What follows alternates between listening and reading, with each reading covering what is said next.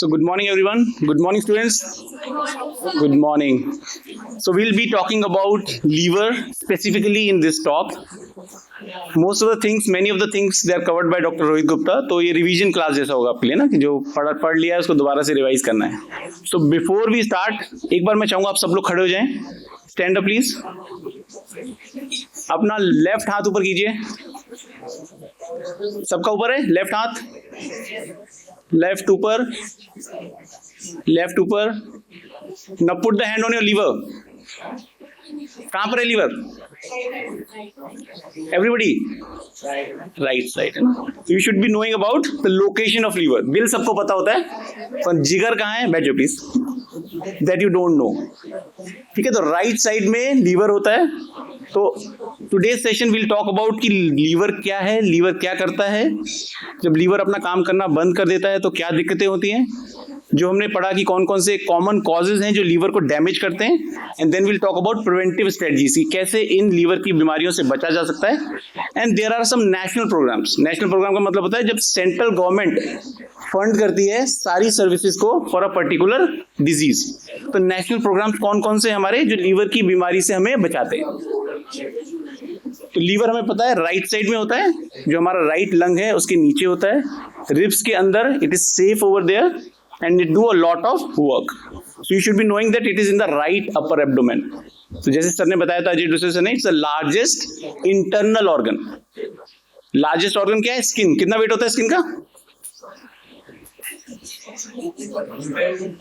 Depends नहीं, amount on an average. जैसे मैंने लिखा है वेट है लीवर का 1.5 kilogram. It is 1.5 kg. Is the largest intra abdominal organ. पूरी बॉडी में skin is the largest. Its weight is around 4 kg. अगर पूरी स्किन हम निकाल लेंगे और फिर वेट करेंगे तो दैट इज अराउंड 4 kg. तो it's like much larger than blood supply. Rohit Gupta sir ने बताया था, दिस इज इंपॉर्टेंट. ये मैंने इसलिए बताया कि आपको पता हो कि 1.5 litres of blood goes into liver per minute. It's highly vascular organ. It is like जैसे हमारे जो वेल मेट्रो सिटीज होती हैं, they are very well connected, है ना. मेट्रो सिटीज में सबसे अच्छी चीज क्या होती है? रेलवे भी होगा, रोड्स भी होंगी, एयरपोर्ट भी होगा. तो कनेक्टिविटी इज वेरी गुड. क्यों? क्योंकि वहां से बहुत सारी चीजें आती हैं, बहुत सारी चीजें जाती हैं. तो उसी तरीके से लीवर में blood supply is very good. So 1.5 litres पर minute. 25% of the cardiac output. जो हमारा हार्ट है वो जो जितना भी ब्लड पंप करता है उसमें से 25% कहाँ जाता है?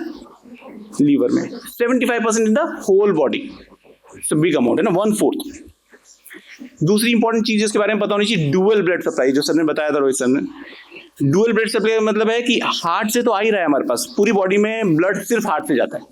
हार्ट पंप करता है, pure blood goes into the body, वहां से इम्प्योर ब्लड हार्ट के पास आता है, हार्ट लंग्स में भेजता है, प्यूरिफाई होता है, फिर हार्ट के पास आता है, वो प्योर बॉडी ब्लड पूरी बॉडी में भेजता है. जो हमारे लीवर में ब्लड आता है हार्ट से, वो कितना होता है? 1/3. जो टोटल ब्लड हार्ट में आ रहा है उसका only 1/3 is coming from heart. 2/3 कहां से आ रहा है? इंटेस्टाइन्स. यानी जो भी हम खाते हैं, जैसे सर ने बताया था, गट इज वेरी इंपॉर्टेंट. जो भी हम खाते हैं that goes in the gut, और वो गट में जाके एब्जॉर्ब होता है. वहां से एब्जॉर्ब होने के बाद वो लीवर में जाता है. Then liver decides. So liver is a check point to see क्या अच्छी चीज है, क्या खराब चीज है, किसको कहाँ भेजना है, किसको स्टोर करना है, किसको आगे मूव करना है, सारा मैनेजमेंट.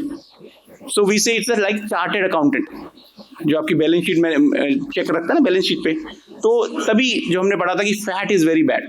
फैट के लिए भी ये चार्टेड अकाउंटेंट का काम करता है. अगर आप ज्यादा खाओगे तो ये स्टोर करना शुरू करेगा अपने अंदर. अगर आप कम खाओगे तो वो प्रॉपरली मैनेज करेगा. जब फैट ज्यादा होगा, लीवर में स्टोर होगा, तो लीवर में फिर डैमेज होना शुरू होता है. That is fatty liver disease. तो 2/3 of the blood comes from intestine. Intestine में से जितने भी हमारे अच्छी चीजें हैं उसको वो अब्सॉर्ब करता है, डिस्ट्रीब्यूट करता है. जितने भी टॉक्सिन्स हैं उनको बिलिरुबिन, जो हमने पढ़ा था, जो आपने देखा ना गॉल ब्लैडर, तो bilirubin is secreted, goes in the gall bladder, वहां स्टोर होता है, कंसंट्रेट होता है, then release in the large intestine for excretion. Toxins, जो भी आप अल्कोहल है, बाकी टॉक्सिन्स हैं, जो जैसे आप कहते हैं which type of food is not good? Processed, क्योंकि उसमें बहुत सारे केमिकल्स होते हैं, प्रिजर्वेटिव्स होते हैं. फ्रूट्स की बात करते हैं, फ्रूट्स आर हेल्दी, लेकिन कई बार फ्रूट राइपनर्स यूज होते हैं. तो जो पैकेज फूड होता है उसमें भी बहुत सारी चीजें होती हैं जो यूज होती हैं, which is artificial, which is not good for our, और वी डोंट हैव डेटा, या हमें पता नहीं वो अच्छी हैं बुरी हैं. हो सकता है लॉन्ग टर्म में उनके बुरे इफेक्ट होते हैं. एनवायरमेंटल टॉक्सिन्स हैं जो पानी में होता है, खाने में होता है, वो सारी चीजें लीवर क्या करता है, ट्राई करता है कि उन सबको तोड़ के खत्म कर दे, नहीं तो बिलिरुबिन के थ्रू एक्सक्रीट कर दे। जब नहीं कर पाता है तब लीवर में डैमेज होता है। फंक्शंस ब्रॉडली मोटे मोटे फंक्शंस बताऊंगा लीवर के। ऊपर क्या लिखा है सबसे पहले, कितने फंक्शंस होते हैं लीवर के? हार्ट के कितने फंक्शंस होते हैं? एक फंक्शन है, पंप है। Heart is a pump, which is more important than heart और लीवर, दिल या जिगर, बोथ आर इंपॉर्टेंट। बट अगर हम फंक्शंस की बात करते हैं तो मतलब अगर हमें हार्ट को रिप्लेस करना है तो we can put a pump, इसलिए कार्डियक सर्जरीज में पंप्स वगैरह आर्टिफिशियल दे आर यूजिंग। और लीवर को आर्टिफिशियल बनाने में वी आर ट्राइंग कि आर्टिफिशियल लीवर भी बन जाए, बट वरना अभी तक हम क्या कर रहे हैं, लीवर ट्रांसप्लांट कर रहे हैं। Yes please. यस, तो ये एक और एक्स्ट्रा पावर है लीवर का, इट्स रीजनरेशन। तभी जब लीवर ट्रांसप्लांट होता है तो क्या होता है, इसका लीवर खराब होता है, उसका लीवर निकाल देते हैं, किसी और का आधा लीवर लगा देते हैं, कुछ समय के बाद 6 से 1 साल के अंदर पूरा लीवर उसका भी बन जाता है, इसका भी बन जाता है। So that is liver regeneration, which is very strong power. तो भगवान ने इतना अच्छा ऑर्गन बना के दिया है, लेकिन हम उसको डैमेज कर देते हैं, इतना डैमेज करते हैं कि वो सुधर भी नहीं पाता है, वो रीजनरेट भी नहीं हो पाता। फंक्शंस 500 से ज्यादा फंक्शंस है, मोटे मोटे ब्रॉड फंक्शंस के बताऊंगा। Sugar metabolism is very important. Glucose आपने खाया, जब अभी आपने जो अपना स्नैक्स लिए, उसमें से जितना भी ग्लूकोज आपकी बॉडी में गया, एब्जॉर्ब हुआ, लीवर के पास पहुंचा, उसे लगा आपको जरूरत नहीं है क्योंकि आप बैठे हुए हैं, आप कुछ नहीं कर रहे हैं, तो उसने ग्लाइकोजन में स्टोर कर लिया। जब आप खा रहे हैं, जब आप नहीं खा रहे हैं तब क्या किया उसने, ग्लाइकोजन जो आपका बना हुआ है उसको ब्रेक करके आपको ग्लूकोज दिया, तो ग्लूकोज को स्टोर किया, ग्लूकोज ब्रेक डाउन करके आपको जब भी जैसी जरूरत है उस हिसाब से ये काम भी लीवर करता है। तब लीवर खराब होता है तो glucose metabolism also gets disturb. Excretory function मैंने बताया आपको ना, टॉक्सिन्स को, बहुत सारी चीजों को एक्सक्रीट करता है, तो बिलिरुबिन के फॉर्म में, बाइल पिगमेंट के फॉर्म में एक्सक्रीट करता है, बाइल सॉल्ट्स बनाता है। Bile salts they are very important for fat metabolism. तो जो भी हम फैट खाते हैं उसको मेटाबोलाइज करने के लिए जो बाइल सॉल्ट चाहिए होते हैं वो कहाँ से आते हैं, लीवर से आते हैं। हार्मफुल सब्सटेंस जो हम खाते हैं उनको ब्रेक डाउन करके कौन निकालता है, लीवर निकालता है। That's why liver is very happy saying I do lot of things. Secretory functions, बहुत सारी चीजें खुद बनाता है ये। अब एक तो मैंने बताया ग्लूकोज मेटाबॉलिज्म, दूसरा बताया मैंने जो हार्मफुल चीजें उनको बाहर निकालता है। Third important is secretory functions, secretes also, it makes albumin, it makes coagulation factor. Albumin क्या होता है, it's a protein, it's a type of protein which is there in the blood. Albumin का जो मैन्युफैक्चर है वो कौन करता है, लीवर करता है। तब लीवर की बीमारी होती है तो एल्बुमिन कम हो जाता है। कोएगुलेशन फैक्टर्स क्या होते हैं, जो हमारे ब्लड को क्लॉट करते हैं जब कहीं इंजरी होती है। ठीक है, आपने कहीं भी चोट लगती है, ब्लड निकलना शुरू होता है, थोड़ी देर में अपने आप बंद हो जाता है। कौन बंद करता है, कोएगुलेशन फैक्टर्स। तो अगर नहीं होगा तो क्या होगा, ब्लीडिंग होगी। तो ये सारे अब मैं जो बता रहा हूँ आपको, जो मैंने 3 फंक्शन बनाए, उसके लिए अगर वो 3 फंक्शन काम नहीं करते हैं then what problems you face. तो जब फीडिंग फेज में अगर नहीं आपका ग्लूकोज मेटाबॉलिज्म अच्छा है तो आपका हाइपरग्लाइसीमिया हो जाएगा। जैसे आपने खाया खाना भी, स्नैक्स खाते ही आपका ग्लूकोज लेवल बढ़ जाएगा। इसका मतलब आपको आर्टिफिशियल सपोर्ट की जरूरत है, आपको ड्रग्स लेने पड़ेंगे, इंसुलिन लेनी पड़ेगी। जब आप खाना नहीं खा रहे उस टाइम पे ग्लूकोज आपको देगा नहीं ग्लूकोज, तो फास्टिंग में क्या हो जाएगा, आपको हाइपोग्लाइसीमिया, चक्कर आएगा। बाइल पिगमेंट्स नहीं बन रहे हैं हमारे तो पुअर एब्जॉर्प्शन ऑफ फैट होगा। बिलिरुबिन हमारा ज्यादा सिक्रीट हो रहा है, लीवर उसको संभाल नहीं पा रहा है तो जॉन्डिस होगा। हार्मफुल सब्सटेंसेस बहुत सारे होते हैं जो आइडियली खत्म हो जानी चाहिए, ब्रेक डाउन हो जानी चाहिए, नहीं है तो क्या होगा, अनकॉन्शियसनेस, ब्रेन पे इफेक्ट करेगा। सर ने बताया gut brain axis is very important, right. Then secretory में albumin, protein is important to be there in blood. Blood का जो पानी होल्ड करके रखता है, जैसे आपने पढ़ा होगा हाइपरटोनिक, आइसोटोनिक, तो पानी कहाँ से मूव करता है, हाइपरटोनिक टू आइसोटोनिक, और हाइपरटोनिक कहाँ किस तरफ मूव करता है पानी, हाइपरटोनिक टू आइसोटोनिक, और हाइपरटोनिक टू पानी किस तरफ मूव करता है, I am not talking about solutes. अगर इस तरफ ज्यादा कंसंट्रेशन है, इस तरफ कम कंसंट्रेशन है, तो पानी किधर मूव करेगा, है ना। तो जो हाइपो है वहां से हाइपर पे मूव करेगा। तो जब एल्बुमिन नहीं बनती है तो एल्बुमिन कम होती है ब्लड में, तो पानी लीक करना शुरू कर देता है। तो जो प्लाज्मा है वो ब्लड से लीक करता है, जिसकी वजह से जो मैंने लिखा है 2 चीजें, एडीमा, पैरों में सूजन आना, लीवर में बहुत इंपॉर्टेंट एक फाइंडिंग होती है, पेट में पानी भर जाना, एसाइटिस, दिस इज इंपॉर्टेंट। और जब कोएगुलेशन फैक्टर्स नहीं होते हमारे, तब मैंने आपको बताया जैसे कि कोएगुलेशन फैक्टर नहीं होंगे तो ब्लीडिंग होने के चांसेस ज्यादा होते हैं।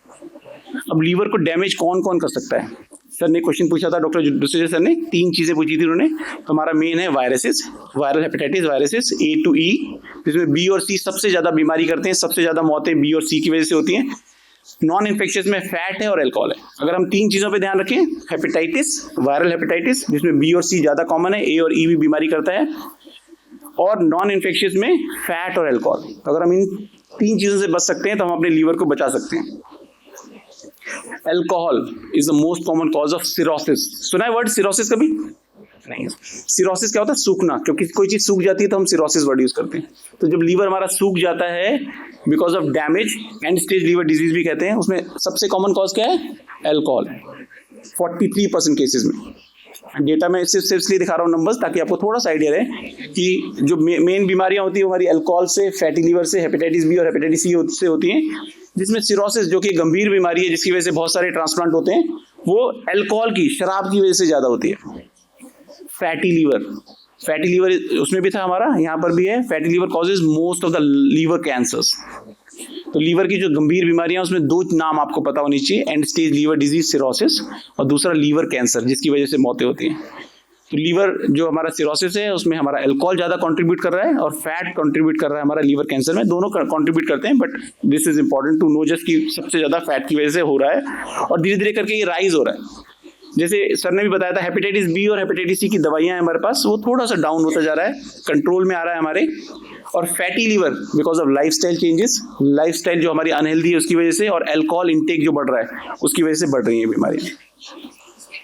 WHO कहता है कि हेपेटाइटिस बी में और हेपेटाइटिस सी में, दोनों में हम सेकंड नंबर है वर्ल्ड में in terms of numbers. Hepatitis B के कितने सारे केसेस हैं, हेपेटाइटिस सी के इतने सारे केसेस हैं, राइट। फैटी लीवर का प्रॉब्लम, अगर हम लोग यहाँ पर जितने भी लोग हैं, हम आपस में अगर हम स्क्रीन करें यहाँ पर, तो हो सकता है कम से कम 25% केसेस में, बच्चों में भी 35% है, एडल्ट में भी 38% है, लेकिन ऑन एन एवरेज जो ग्लोबल है वो 25% है। 4 में से 1 को फैटी लीवर मिलेगा। उसके अलावा नीचे आप देखेंगे हाई रिस्क ग्रुप में और भी ज्यादा है। अगर कोई मोटा है, किसी को डायबिटीज है, हाइपरटेंशन है परिवार में, फैमिली में, तो अगर उनको हम स्क्रीन करेंगे तो उनमें 60% तक में आपको फैटी लीवर मिल सकता है। Alcohol consumption, this is rising. धीरे धीरे करके हमारे देश में अल्कोहल का कंजम्पशन बढ़ रहा है, बच्चों में बढ़ रहा है, फीमेल्स में बढ़ रहा है। जो रिपोर्ट्स हैं वो कहती हैं कि around 15.9 litres per year adult 15 years plus is drinking in our country. 16 litre, 16 litre शराब एक साल में हमारे यहाँ कंजम्पशन है, जो कि धीरे धीरे करके राइजिंग ट्रेंड शो कर रहा है। अगर हम सिर्फ परसेंटेज की बात करें तो 15% से, जो लास्ट वाला जो हमारा ग्राफ है सबसे नीचे वाला, 15% से 30%, तो 2010 से 2019 तक, मतलब पिछले 9 सालों में हमारा अल्कोहल कंजम्पशन जो कर रहे हैं लोग, करंट ड्रिंकर्स हैं, वो डबल हो चुका है। तो this is important to understand कि हमें अल्कोहल कंजम्पशन को डिक्रीज करना है, otherwise it will be very dangerous for us. सिर्फ हेपेटाइटिस की बात करते हैं, टच करेंगे सिर्फ हेपेटाइटिस ए से लेके ई तक। तो 5 तरह के वायरस होते हैं, A, B, C, D, E viral hepatitis जो करते हैं, जिसमें से पहला वाला और आखिरी वाला, they are A and E, they are same, they causes faeco oral transmission. क्या मतलब हुआ फीको ओरल? फीसिस क्या होते हैं? पॉटी, है ना। ओरल मीन्स माउथ, इसका मतलब, इसलिए मैं ऐसे याद रखता हूँ, पहला माउथ और लास्ट वाला, है ना। माउथ टू एनस या कुछ भी सोच सकते हैं। तो ये ए और ई वाले हैं जो, दे कॉजेज फीको ओरल ट्रांसमिशन। गंदा पानी, गंदा खाना कहीं से आपने खाया, जिस आया कहाँ से, उसमें एनवायरनमेंट में कहाँ से आया, कोई इन्फेक्टेड पर्सन था, उससे एनवायरनमेंट में आया, किसी दूसरे ने खाया, इन्फेक्शन हुआ, फीको ओरल ट्रांसमिशन होता है।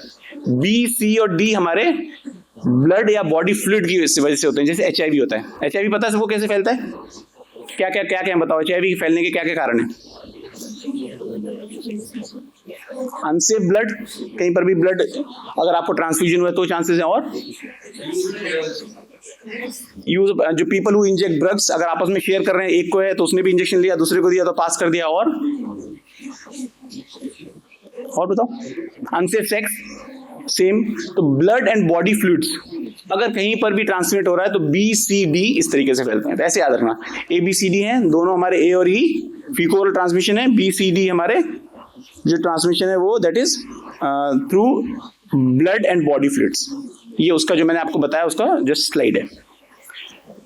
जो ट्रांसमिशन ए और ई की जो मैं बात कर रहा था, इस तरीके से होता है। तो यहाँ से एक इंसान है जो हेपेटाइटिस ए या ई से ग्रसित है, इसको इन्फेक्शन है, उसकी जो पॉटी है उससे कहीं इन्फेक्शन हुआ, कंटेमिनेशन हुआ फार्म के थ्रू या फिर वाटर के थ्रू, जहाँ पर भी, तो दैट, या फूड हैंडलर, जो फूड हैंडलर्स हैं हमारे, अगर वहाँ पर इन्फेक्शन है तो भी चांसेस हैं, ठीक है। This is faeco oral transmission and can occur in close contact also. बच्चे आपस में खेलते हैं, अगर एक को है, अगर बच्चे ने हैंड वॉश नहीं किए तो चांसेस हैं।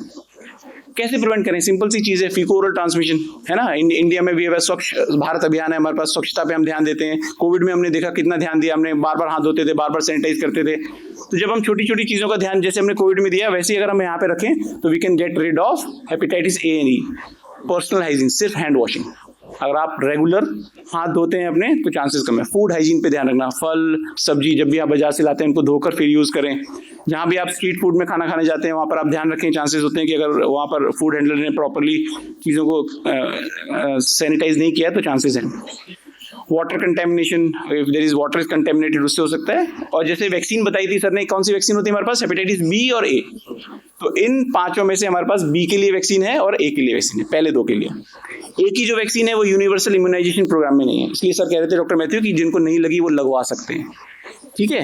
लेकिन जो बी की वैक्सीन है वो यूनिवर्सल इम्यूनाइजेशन प्रोग्राम में अपने आप लग रही है। बर्थ डोज रिसेंटली स्टार्ट हुई है तो हो सकता है आप लोगों को नहीं लगी हो, लेकिन जो हेपेटाइटिस बी के 3 डोज जब पूछे थे कब कब लगते हैं, तो हेपेटाइटिस बी के जो 3 डोज लगते हैं वो 6th, 10th and 14th week पे लगते हैं। महीने की बात करूं तो 1.5 महीना, 2.5 महीना और 3.5 महीने, जब बच्चा इतना छोटा होता है तभी लग जाते हैं उनको हेपेटाइटिस बी के डोजेस। आजकल नया स्टार्ट हुआ हेपेटाइटिस बी बर्थ डोज, ताकि मदर टू चाइल्ड ट्रांसमिशन को भी कम कर सके। हेपेटाइटिस ए में ध्यान रखना है, ये वैक्सीन अवेलेबल है, लेकिन हेपेटाइटिस ए की वैक्सीन हम लोग क्यों नहीं लगा रहे हैं? हेपेटाइटिस ए की वैक्सीन हम लोग इसलिए नहीं लगाते हैं, जैसे हमने देखा कि पुअर हाइजीन की वजह से फैलता है। तो ज़्यादातर केस में क्या होता है, लोग जब 5 साल की उम्र तक पहुंचते हैं तो उसको कहीं ना कहीं इन्फेक्शन हो चुका होता है। तो जब नेचुरल इन्फेक्शन हो जाता है, नेचुरल एंटीबॉडीज बन गई हैं, तो वैक्सीन की ज़रूरत नहीं है। इंडिया, एशिया, अफ्रीका, यहाँ पर हम हाइपर एंडेमिक हैं, यहाँ पर ये बीमारी बहुत कॉमन है।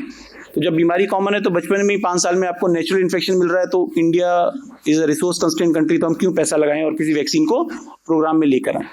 मगर आप लोगों में से अगर आप लगवाना चाहते हैं तो सबसे पहले टेस्ट कराएं एंटीबॉडी का। एंटीबॉडी अगर शरीर में है, जो कि मुझे लगता है 90% आप लोगों में होगी, जिनमें है उनको नहीं लगवानी चाहिए, और जिनकी नहीं है antibody they can go for hepatitis A vaccine, क्योंकि हेपेटाइटिस ए और ई ज़्यादातर एसिम्प्टोमेटिक इन्फेक्शन करते हैं, मगर 1% केस में एक्यूट लीवर फेलियर भी हो सकता है, जिसमें मौत के चांसेस भी ज़्यादा होते हैं, बट वो बहुत कम है, 1% है। India is a resource constraint country, तो हम उसी चीज़ पे ध्यान देते हैं जहाँ पे हमें मैक्सिमम आउटकम मिलता है, राइट। तो इसलिए हम हेपेटाइटिस ए की वैक्सीन नहीं दे रहे हैं, क्योंकि अपने आप नेचुरल इन्फेक्शन होता है। दूसरा 1% में ही चांसेस है लीवर फेलियर होने का, बट हमारे लिए दिस इज इम्पॉर्टेंट, हर माँ बाप के लिए हर बच्चा इंपॉर्टेंट होता है। तो अगर हमें लगता है कि आप ज़्यादा कॉन्शियस हैं इस बात को लेकर, तो आप एंटीबॉडी टेस्ट करा के अगर नेगेटिव है तो वैक्सीन ले सकते हैं। BCD कैसे फैलते हैं? HIV की तरह, है ना। मेनली अनसेफ ब्लड और अनसेफ इंजेक्शंस और अनसेफ बॉडी फ्लूइड्स अगर कहीं पे आ रहा है तब चांसेस ज़्यादा होते हैं। तो ये सारे सिर्फ वही हैं जो मैंने आपको बताया जिससे HIV फैलता है। Sharing needles among people who inject drugs, कई बार PID भी टर्म यूज करते हैं, PWID, कई बार इंट्रावेनस ड्रग यूजर्स भी बोलते हैं। तो जो लोग ड्रग्स यूज करते हैं, ड्रग्स का यूज भी इंडिया में बहुत कॉमन हो रहा है।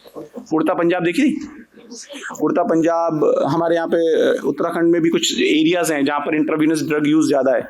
जहाँ पर भी इंट्रावेनस ड्रग यूज ज़्यादा हुआ वहाँ पर HIV, hepatitis B, hepatitis C आपको कॉमनली मिलेगा, बिकॉज दे शेयर नीडल्स। बाकी ट्रांसफ्यूजन, जो ब्लड ट्रांसफ्यूजन होता है, ब्लड प्रोडक्ट ट्रांसफ्यूजन होता है, उसमें भी बहुत ध्यान रखने के बाद भी ऑर्गन ट्रांसप्लांटेशन में भी चांसेस होता है कि अगर जिसने दिया है ब्लड उसको अगर hepatitis B, hepatitis C, HIV है तो चांसेस होते हैं कि शायद उसको भी हो जाए, अगर टेस्ट किया है तब विंडो पीरियड वगैरह में टेस्ट किया है और नहीं पता चला तो। ये लंबी सी लिस्ट है जहाँ पर आप अस्पताल में जाते हैं इलाज के लिए, आप अस्पताल में इलाज कराने जाते हैं, लेकिन because of these different procedures, dialysis हो रहा है आपका, कोई इंजेक्शन गलती से अनसेफ इंजेक्शन प्रैक्टिस कहीं पर हैं तो नीडल स्टिक इंजरी हो गई, सर्जरीज में चांसेस ज़्यादा होते हैं, डेंटल प्रोसीजर रूट कैनाल करते हैं वहाँ पर, ऑर्गन ट्रांसप्लांटेशन में अस्पताल से भी कई बार hepatitis B, hepatitis C, HIV किसी इंसान को हो सकता है। उसके अलावा अनसेफ सेक्स है, पेरीनेटल मतलब माँ से बच्चे को, अगर माँ को है हेपेटाइटिस B और उसने जांच नहीं कराई थी, अब हमारे यहाँ कंट्री में यूनिवर्सली जांच होती है हेपेटाइटिस B की, मदर्स में, ANC में, तो ANC में hepatitis B, HIV, hepatitis C सबका चेक होता है, लेकिन अगर फिर भी अगर चेक नहीं हुआ है, मदर को है तो बच्चे को होने के चांसेस ज़्यादा हैं, अगर बर्थ डोज वगैरह उसको नहीं मिली है। बाकी जो लास्ट वाला पॉइंट है वो रेयर होता है, बट हॉरिजॉन्टल ट्रांसमिशन बोलते हैं इसको, जब आपस में खेल रहे होते हैं या रेजर शेयर कर लिया किसी ने, टूथब्रश शेयर किया, कहीं भी ब्लड से ब्लड टच हो रहा है तो चांसेस ज़्यादा हैं। जब हमें पता है कि अनसेफ ब्लड और अनसेफ बॉडी फ्लूइड की वजह से होता है ये, तो कैसे प्रिवेंट कर सकते हैं इसको? तो प्रिवेंशन हेपेटाइटिस B के लिए it's very important is vaccination. हमारे पास बहुत इफेक्टिव वैक्सीन है।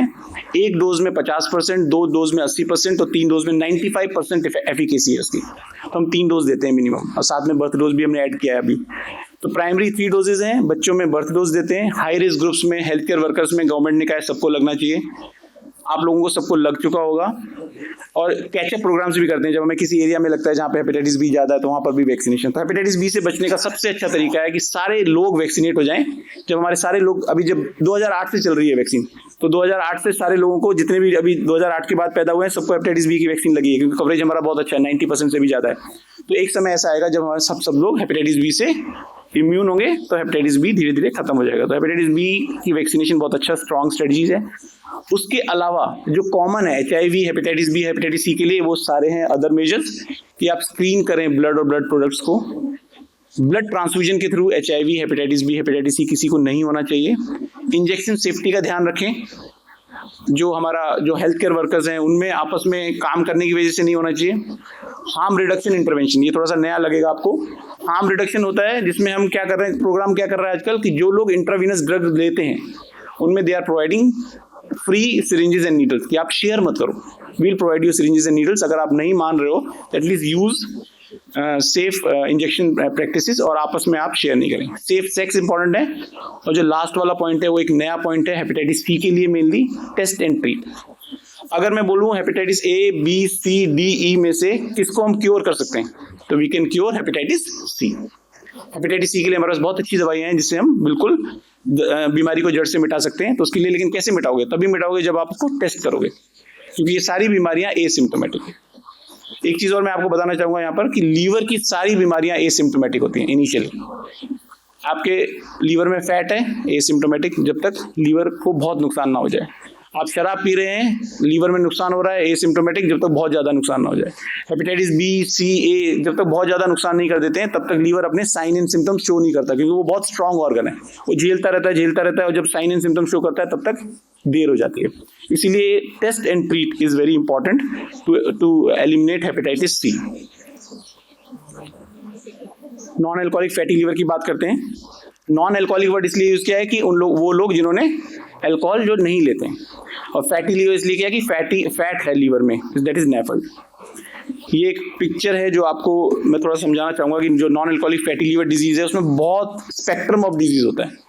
शुरू में सिर्फ फैट आता है, जब लीवर में फैट होता है तो लीवर को इरिटेट करता है, जब वो लीवर को इरिटेट करता है तो इन्फ्लामेशन होता है, जिसको हम आइटिस बोलते हैं, हेपेटाइटिस। सबसे पहले सिर्फ फैट था, फिर आइटिस हुआ जिसकी वजह से इन्फ्लामेशन हुआ, उसके बाद सेल्स मरने शुरू हो गए, जब थोड़े मरे तो फाइब्रोसिस थोड़ा हुआ, जब ज़्यादा मर गए तो ज़्यादा फाइब्रोसिस हुआ, और बहुत ज़्यादा डैमेज हो गया तो लीवर सिरोसिस हो गया, और कुछ में लीवर कैंसर भी हो सकता है। यही स्टेज वैसे सारी बीमारियों में होती है। हेपेटाइटिस बी में हेपेटाइटिस बी इरिटेट करता है लीवर को, और फिर यही साइकिल चलती है। हेपेटाइटिस सी में हेपेटाइटिस सी इरिटेट करता है उसको, फिर यही साइकिल चलती है। अल्कोहल में अल्कोहल इरिटेट करता है, फिर यही साइकिल चलती है। तो this is the natural history of liver diseases, जिसमें एंड स्टेज में 2 बीमारियां जो जहां पर लाल करके बना हुआ है वो इरिवर्सिबल है। एक बार सिरोसिस हो गया कभी ठीक नहीं होता, एक बार लीवर कैंसर हो गया कभी ठीक नहीं होता। ठीक है, there are some new modalities coming, लेकिन ज्यादातर नहीं होता है। तो ultimately you end up into, last में क्या लिखा है, ट्रांसप्लांट और डेथ। ट्रांसप्लांट भी अपने आप में बहुत डिफिकल्ट है। It takes a lot of money and it wants somebody from the family to give half of the liver. कौन ज्यादा किसको ज्यादा बीमारी होती है लीवर की, ट्रांसप्लांट किसके ज्यादा होते हैं इंडिया में, मेल्स के फीमेल्स के? मेल्स के, because of alcoholic liver disease, जो मैंने बताया था कि सबसे मोस्ट कॉमन कॉज है, मेल्स में ज्यादा होते हैं। बाकी बीमारियां भी हैं बट मेल्स में ज्यादा ट्रांसप्लांट होते हैं, मेल्स को ज्यादा लीवर लगता है। देता कौन है, मेल्स और फीमेल्स? फीमेल्स। तो घर की बेटी, घर की जो उनकी वाइफ है, मदर है, सिस्टर है, they come forward and they give liver. तो बहुत पेनफुल सिचुएशन होती है एक फैमिली के लिए। तो हम चाहते हैं कि बीमारी वहां तक ना पहुंचे, हम यहीं पर उसको खत्म करें, इसलिए प्रिवेंशन इज वेरी इंपॉर्टेंट। अब नाम भी चेंज हो रहा है, मैं आपको इसलिए बताना चाहता हूँ क्योंकि अभी आप लोग यंग एज में हो सकता है आगे चल के आप सुनो कि सर तो आए थे, उन्होंने नेफल्ड पढ़ा कर गए थे हमें, non alcoholic fatty liver disease. हम पढ़ रहे हैं वो लिखा हुआ है metabolic dysfunction associated steatotic liver disease. तो वो अब नाम इसलिए चेंज हो गया कि कुछ लोगों को, बहुत सारी organisation they have sit together, they thought कि जो इसमें नॉन अल्कोहलिक वर्ड है, तो अल्कोहल जो है वो स्टिग्मा करता है, और जो फैटी वर्ड है वो स्टिग्मा करता है. We don't want to call somebody fatty liver disease, लगेगा किसी को लगेगा, तो थोड़ा बॉडी शेमिंग नहीं होनी चाहिए, अल्कोहल वर्ड नहीं आना चाहिए, तो उन्होंने वो चेंज कर दिया है. दूसरी चीज जो आपको फैटी लीवर के बारे में पता होनी चाहिए, फैटी लीवर अकेला नहीं आता कभी भी. जब भी फैटी लीवर आता है तो साथ में बहुत सारी नॉन कम्युनिकेबल डिजीजेस हैं जो साथ चलती हैं. इसीलिए इंडिया में फैटी लीवर को नॉन कम्युनिकेबल डिजीज प्रोग्राम के साथ जोड़ा गया है. फैटी लीवर जिसको है उसको डायबिटीज हो सकती है, उसको ओबेसिटी हो सकती है, उसको हाइपरटेंशन हो सकता है, उसको डिस्लिपिडीमिया, मतलब जिनका कोलेस्ट्रॉल और ट्राइग्लिसराइड वगैरह हाई होता है वो हो सकता है.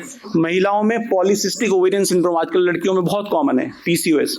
अगर आपका वेट ज्यादा है तो बहुत चांसेस हैं कि फीमेल लड़की को, एक यंग गर्ल को, कि उसको पॉलीसिस्टिक ओवेरियन सिंड्रोम होने के चांसेस ज्यादा हो.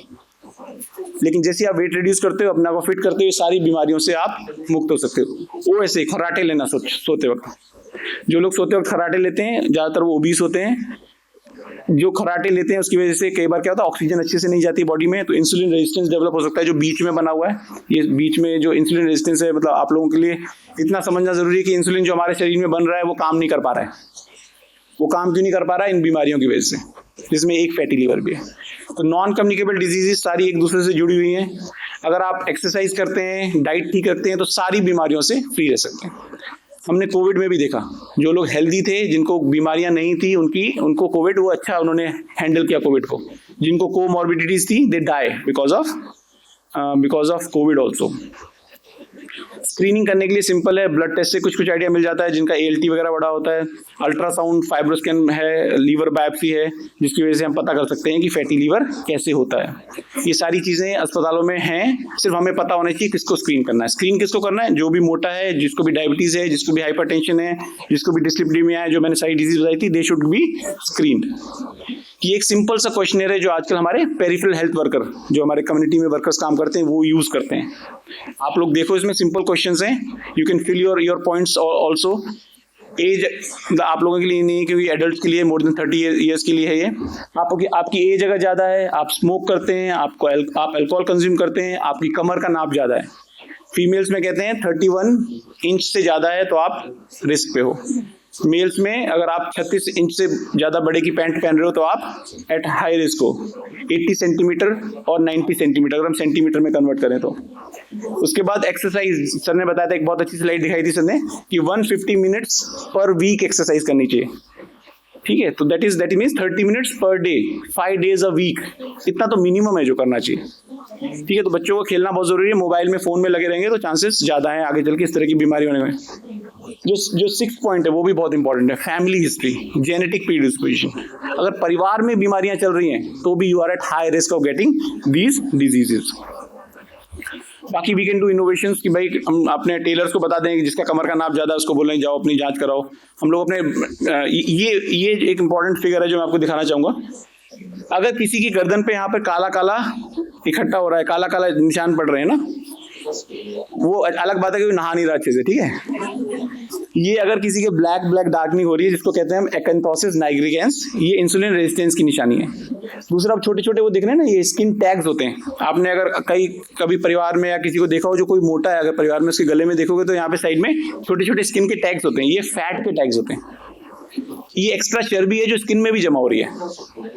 तो ये भी चीजें एक इंपॉर्टेंट इंडिकेटर होती हैं कि आपको नॉन कम्युनिकेबल डिजीज हो सकती हैं. तो हम ये बार्बर्स को ट्रेन कर सकते हैं कि अगर आपको किसी की गर्दन के पीछे काला दिखाई दे, स्किन टैग्स दिखाई दे, उनको बोलो कि आप जाके अपनी जांच कराओ. बुरी बात सबसे ये है, फैटी लीवर के साथ हमारे पास कोई स्पेसिफिक इलाज नहीं है. तो जब इलाज नहीं होता तो फिर क्या करना होता है? We have to manage by ourselves. कैसे मैनेज करेंगे? खाने पे कटौती करना है, एक्सरसाइज को बढ़ाना है, वेट को कंट्रोल में रखना है और अल्कोहल को अवॉइड करना है. तो we can take care of our fatty liver. जो जिनको नहीं है उनको होगा नहीं, और जिनको है उनका ठीक हो जाएगा. तो दोनों चीजों में काम करता है, प्रिवेंशन में भी और ट्रीटमेंट में भी फैटी लीवर की. क्या चीज? हेल्दी लाइफस्टाइल, एक्सरसाइज रेगुलर करें, खाने पे ध्यान रखें, we have a session on nutrition, physical activity बढ़ाएं अपनी, और वेट मैनेज करें. ठीक है, तो BMI जो आप बता रहे थे सब लोग, BMI, अपना BMI कंट्रोल में रखें. वेट रिड्यूस करना बहुत डिफिकल्ट है। ये स्लाइड्स हमें सिर्फ इतना बताती है कि 10% वेट हमारे पेशेंट होते हैं, सिर्फ 10% पेशेंट हैं जो 10% वेट रिड्यूस कर पाते हैं हमारा। वी से कि 10% अगर आपने कम कर दिया, सपोज आपका 80 kg है, तो अगर आपने 8 किलो कम किया तो फैटी लीवर और सारी बीमारियां खत्म हो जाएंगी। मगर वो 8 किलो कौन कम कर पाता है? सिर्फ 10% लोग, और उसमें से भी सिर्फ 10% है जो मेंटेन कर पाते हैं इस वेट को। It's very challenging. तो जो जैसे सब लोग कहते हैं ना, जब भी हम आपसे पूछते थे सबको पता है ये नहीं खाना चाहिए, ये खाना चाहिए, ये करना चाहिए। जानना अलग बात है, उसको प्रैक्टिस में लाना अलग बात है। तो प्रैक्टिस में लाना बड़ा मुश्किल है। तो behaviour change is a challenge. तो वो अडॉप्ट करना आपको इज वेरी इंपॉर्टेंट, ताकि आप अपनी हेल्थ का ध्यान रख सकें। There is a long list, मैं इसमें नहीं जाना चाहता। लाइफस्टाइल रिकमेंडेशंस में डाइट के बारे में हम डिटेल में पढ़ेंगे, बाकी चीज़ें हम लोगों ने डिस्कस कर ली हैं। देयर आर फ्यू ड्रग्स जो हम यूज़ कर लेते हैं, जो इनाजल की हमारी guideline, doctor Ajay D'Souza sir यहाँ थे, इनाजल की गाइडलाइंस हमारी 3 ड्रग्स कहती हैं जो हम यूज़ कर सकते हैं। कई बार बहुत मोटे होते हैं लोग, उसमें बेरेट्रिक सर्जरी भी यूज़ की जा सकती है। बेरेट्रिक सर्जरी में क्या करते हैं, कुछ बलून वगैरह पेट में डाल देते हैं जिससे कि पेट भरा रहे, आदमी कम खाए, तो उससे भी हम वेट कम कर सकते हैं। अल्कोहल के लिए this is very important, no level of alcohol consumption safe for health. कि कुछ लोग कहते हैं ना अनहेल्दी इनटेक ऑफ अल्कोहल नहीं होना चाहिए, तो कोई कट ऑफ नहीं है। थोड़ा अल्कोहल ठीक है, एक मेरा दोस्त था वो कहता था इतना अल्कोहल तो बॉडी बना लेती है, तो थोड़ा तो पी सकते हैं, पर ऐसा नहीं। अभी जो WHO की रिसेंट गाइडलाइंस हैं, नो अल्कोहल। और बच्चों आपके लेवल पे और इवन इन यंगर लाइफ, तो it's like should be zero, and it should be zero for everybody. India में प्रॉब्लम ये है कि we don't have strict policies.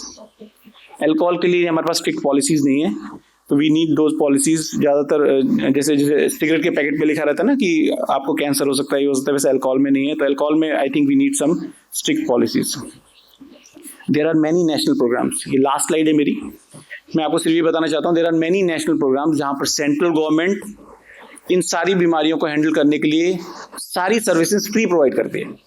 तो जो पहला वाला है national viral hepatitis control program, ये 2018 में लॉन्च हुआ था। ये गाइडलाइंस 2019 में आई थी, लेकिन इसमें हेपेटाइटिस बी की स्क्रीनिंग, सी की स्क्रीनिंग, हेपेटाइटिस बी का ट्रीटमेंट, हेपेटाइटिस सी का ट्रीटमेंट, हेपेटाइटिस ए के लिए आउटब्रेक मैनेजमेंट, वैक्सीनेशन, सब कुछ फ्री है। फैटी लीवर को भी इंक्लूड कर दिया गया है नॉन कम्युनिकेबल डिजीज प्रोग्राम में, वहाँ पर भी screening, management, everything is free. मगर ये सारी सर्विसेज यूटिलाइज करने की ज़रूरत है। तो आप लोग जो भी मैंने आपको बताया, I want you all to understand it, और उसके बाद जब आप वापस जाते तो अपने दोस्तों को बताना ये सारी बातें, अपने परिवार में ये वाली सारी बातें डिस्कस करना। फाइंड आउट कि जो रिस्क फैक्टर्स हम सब लोग आपको बता रहे हैं वो आपके परिवार में हैं कि नहीं है तो उनको गाइड करना कि उनको क्या करना चाहिए, जितना मैंने बताया उसके हिसाब से। तो ये at least this should enhance your knowledge, and I want you all to be have healthy liver and healthy life. Thank you.